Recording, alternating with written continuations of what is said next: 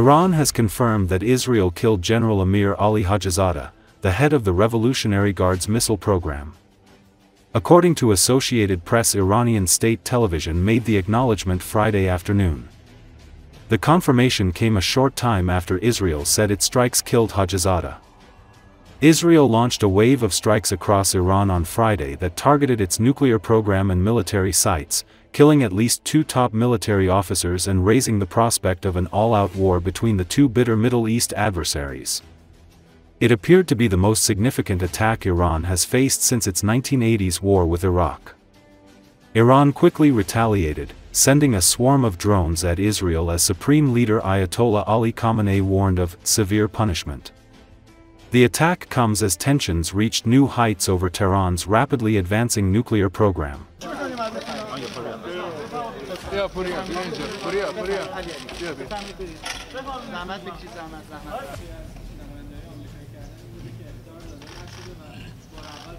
در همون لحظه‌ای که این هواپیما راهگیری میشد، در نزدیکی همین هواپیما یک هواپیمای جاسوسی دیگر به نام P8 در حال پرواز بود و این هواپیما با سرنشینه.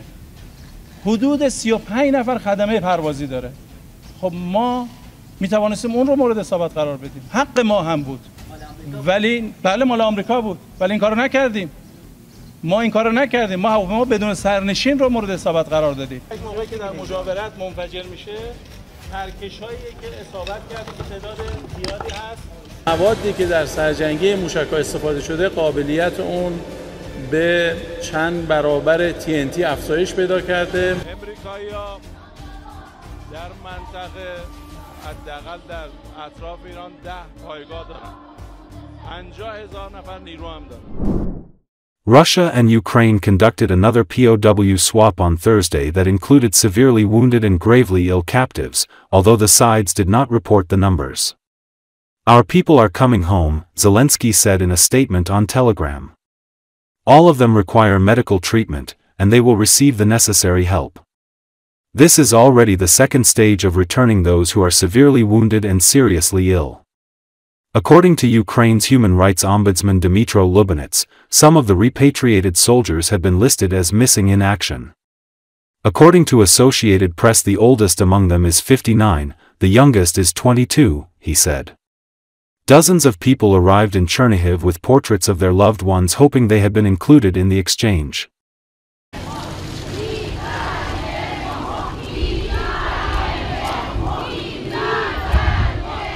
Сюда проходьте, будь ласка. Проходьте. Проходимо.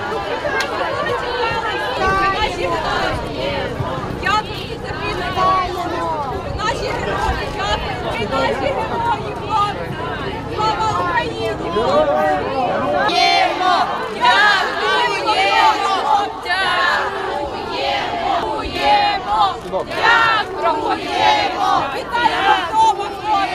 Братом будеш говорити, мама, сюди проходить. Зараз будеш говорити братом.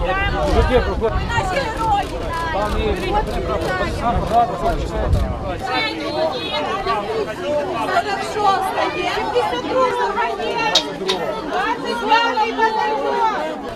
Антоха!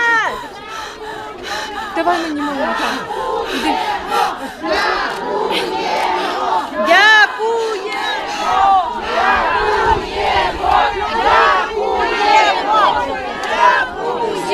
Сюди не будемо бояти золото, ми Дякуємо, Галістики!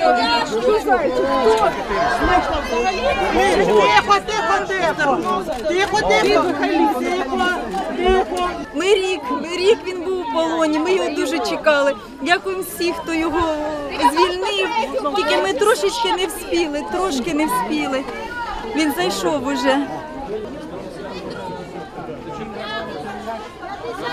Вона рік як не бачила тата, вона дуже, ми їхали, вона тата обнімала і прапор його постійно, вона дуже чекала його. Вітаємо! Вітаємо!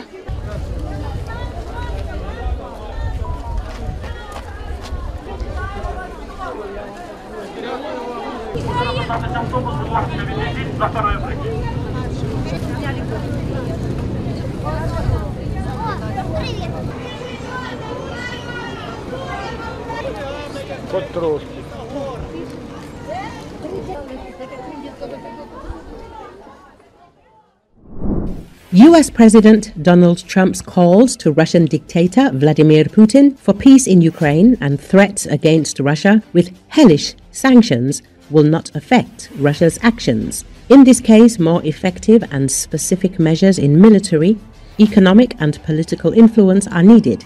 This was stated by the former head of the Foreign Intelligence Service of Ukraine, General of the Army Mykola Malamuz, in an interview with Telegraph media outlet.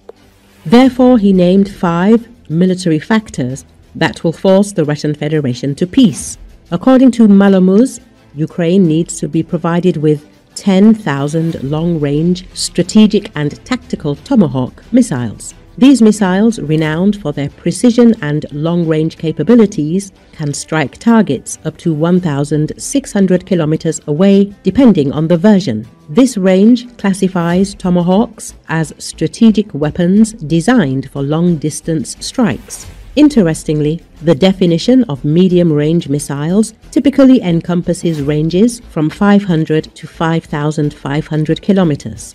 By this metric, the Tomahawk's range fits within the category of medium-range weapons, yet the missile is seldom referred to as such in common parlance. Mykola Malamuz says that Ukraine needs to be provided with several thousand ATACMS tactical ballistic missiles, thousands of aircraft, M2 Bradley infantry fighting vehicles and Leopard tanks, electronic warfare systems that jam ballistic missiles and drones of any type, millions of rounds of ammunition. The general added that it is also necessary to put economic pressure on the Russian elite, including Putin's family, since financial sanctions alone have 58 closed positions. According to him, sanctions on energy should affect Russian oil and gas, after which, under the leadership of the United States, Europe and China will build a new world order. The wartime economy that Russia spurred into overdrive is slowing, causing tensions among the country's economic elites as the war with Ukraine approaches its 4th year. Many Russian civilian industries have stopped growing, and some had even gone into decline.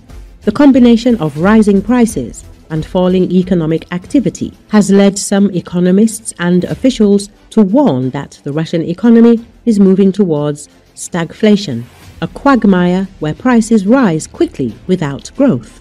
Western nations have subjected Russia over the last 3 years to some of the strictest economic sanctions in modern history to punish President Vladimir Putin for his invasion of Ukraine.